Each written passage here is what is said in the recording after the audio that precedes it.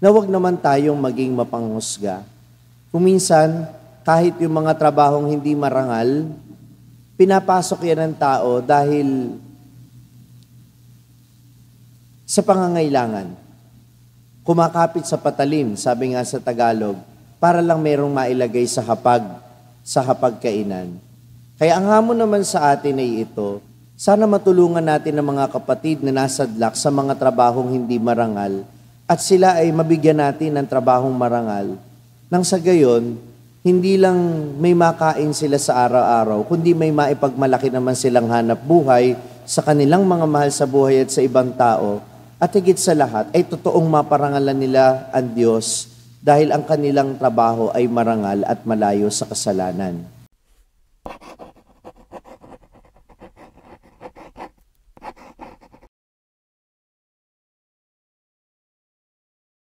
Sumainyo ang Panginoon at sumayo ang mabuting balita ng Panginoon ayon kay San Mateo. Papuri sa iyo, Panginoon. Noong panahong iyon, umuwi si Jesus sa kanyang bayan at nagturo sa kanilang sinagoga. Nagtaka ang mga nakarinig sa kanya. Sinabi nila, saan kumuha ng karunungan ng taong ito? Paano siya nakagagawa ng kababalaghan? Hindi ba ito ang anak ng karpintero? Hindi ba si Maria ang kanyang ina at sina Santiago, Jose, Simon at Judas ang kanyang mga kapatid na lalaki? At dito nakatira ang kanyang mga kapatid na babae, hindi ba? Saan niya natutunan ang lahat ng ito? At ayaw nilang kilanlin siya. Kaya't sinabi ni Jesus sa kanila, ang propeta'y iginagalang kahit saan, liban sa kanyang sariling bayan at sa kanyang sariling sambahayan. At dahil sa di nila pagsampalataya, hindi siya gumawa roon ng maraming kababalaghan. Ang mabuting balita ng Panginoon. Pinupuri ka namin, Panginoong Kristo. Magandang umaga po sa inyong lahat. Isang malungkot na katotohanan na kung minsan ay hinuhusgahan ng tao dahil sa kanyang hanap buhay. Buti kung yung hanap buhay ay tinitingala ng lipunan. Pero paano kung yung hanap buhay ay hinahamak ng iilan? Pero dapat maintindihan natin na yung hanap buhay kasi relative yan sa kultura. Halimbawa, sinasabi nila na sa Japan daw, hindi lang marangal na trabaho yung pagiging magsasaka, kundi tinitingala talaga ng marami dahil yun ang nagbibigay ng pagkain sa bawat hapag. Pero sa atin, kapag magsasaka, ayaw na ng mga kabataan na yun na maging trabaho nila balang araw. Parang lahat dito sa atin gusto maging trabaho yung nakakulong sa opisinang aircon. Diba? Para sa atin, parang yun yung mas marangal na trabaho. Pero, dapat ba talagang husgahan ang tao dahil lamang sa kanyang hanap buhay na ginagawa? O dapat nating unawain na ang paghahanap buhay ay may angking karangalan, basta't yung hanap buhay ay talagang marangal, at itong hanap buhay ay pagkakataon para papurihan natin ng Diyos at paglingkuran ng ating kapwa-tao. Ito yung prinsipyo kung bakit ipinagdiriwang natin ngayon si San Jose bilang manggagawa. At narinig natin sa Ebanghelyo na si Jesus ay tinutuya, si Jesus ay inuuyam, o nag-iisip ako ng magandang Tagalog para dun sa ginawa kay Jesus. Si Jesus ay iniinsulto dahil lamang sa trabaho ng kanyang tatay bilang karpintero.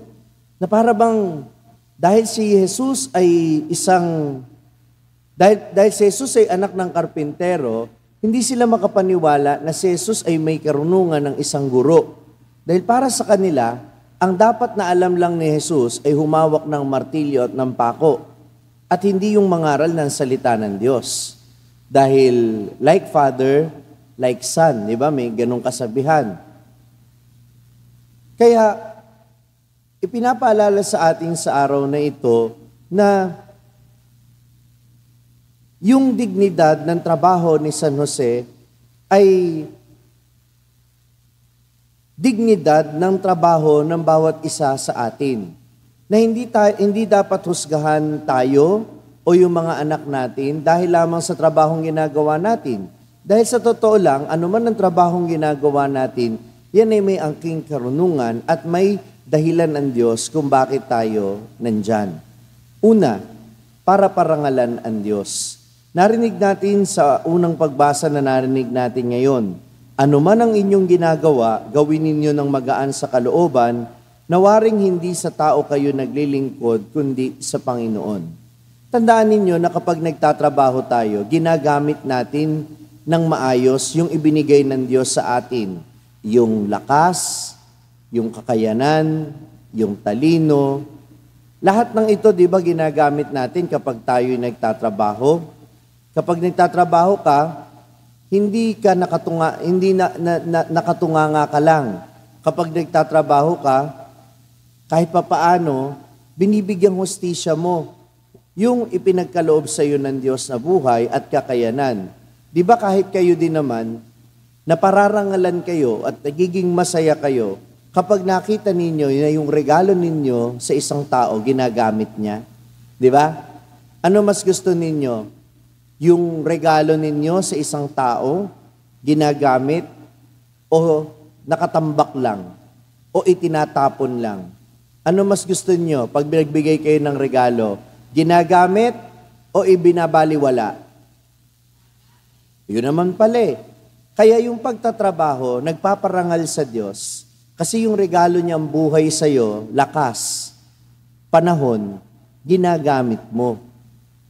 Karangalan ng Diyos yun. Amen ba yun? Pangalawa, yung ginagawa mong pagtatrabaho ay hindi lang karangalan ng Diyos dahil ginagamit mo yung lakas at yung mga biyayang pinagkaloob niya, kundi ito'y paraan mo ng paglilingkod sa kapwa-tao. Di ba? Ikaw ay naghahanap buhay para mahalin ang iyong pamilya, for example. Di ba? Nakikita nyo ba yung trabaho ninyo bilang pagmamahal sa pamilya ninyo? Kasi kung hindi ka magtatrabaho, wala kang maibibigay na pangangailangan nila. O halimbawa, yung iba siguro kaya hindi nag-react kasi wala kayong pamilyang sarili.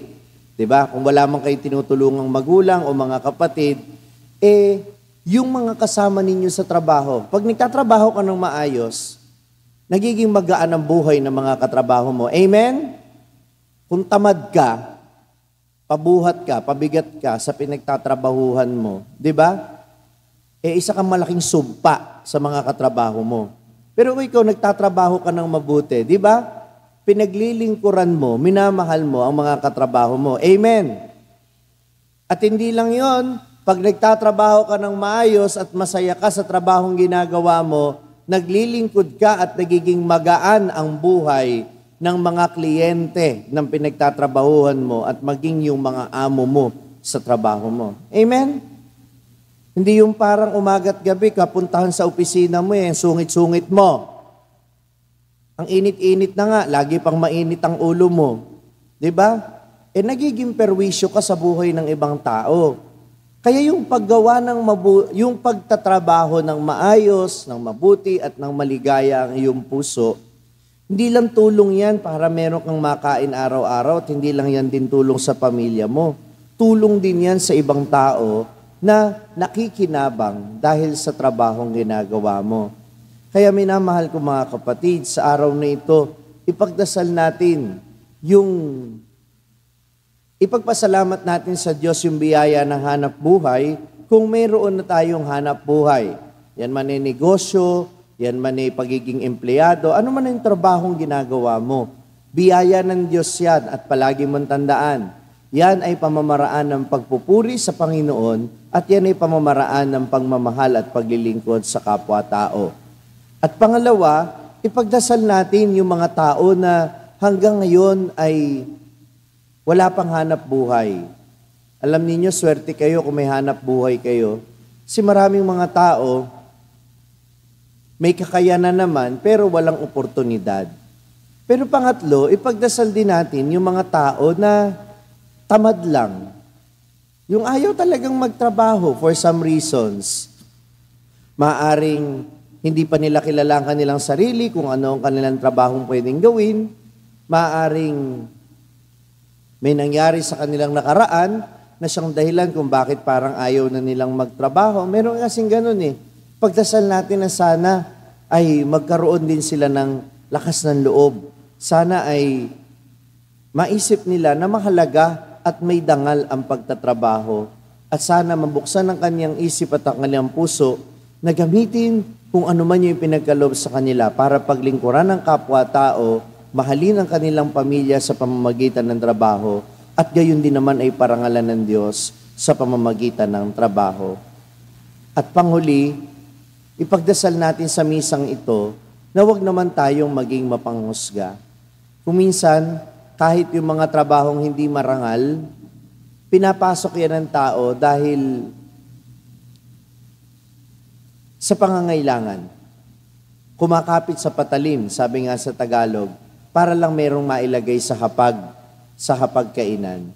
Kaya ang hamon naman sa atin ay ito, sana matulungan natin ang mga kapatid na nasadlak sa mga trabahong hindi marangal at sila ay mabigyan natin ng trabahong marangal nang sa gayon, hindi lang may makain sila sa araw-araw, kundi may maipagmalaki naman silang hanap buhay sa kanilang mga mahal sa buhay at sa ibang tao. At higit sa lahat, ay totoong maparangalan nila ang Diyos dahil ang kanilang trabaho ay marangal at malayo sa kasalanan. San Jose Manggagawa, pagkalooban mo kami ng kabanalan, ng lakas, at ng lalim sa pananampalataya upang sa pamamagitan ng paghahanap buhay, maparangalan namin ang Diyos at mapaglingkuran at mahalin namin ang kapwa-tao. Sa pamamagitan ni Kristong aming Panginoon. Amen. San Jose Manggagawa, Ipanalangin mo kami. Na-inspire ka ba sa narinig mong mensahe ng ating pagninilay ngayon? Abay, wag mong sarilinin yan. Ibahagi mo, ishare mo ang message nito sa iyong mga pamilya at mga kaibigan. Sabi nga namin dito sa SMS, share the message of salvation. At huwag mo kalimutan na mag-subscribe dito sa ating YouTube channel para manatili kang updated sa mga contents natin. At bisitahin din at i-like ang ating iba pang mga social media platforms sa TikTok, Facebook, at Instagram. Hanapin lamang ang Sa Madaling Sabi ni Father Franz Dizon.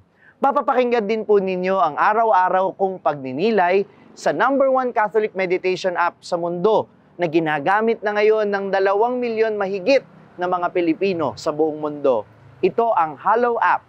Kung ida-download ninyo ito ngayon ng libre, ay makaka-access pa kayo sa 10,000 plus contents nito sa loob ng 90 days. Gamitin lamang ang code na FRFRANZ o Father Franz. hallow.com/FRFRANZ. At sama-sama po tayong magpalalim ng ating pananampalataya at uulitin ko, ibahagi natin ito sa iba.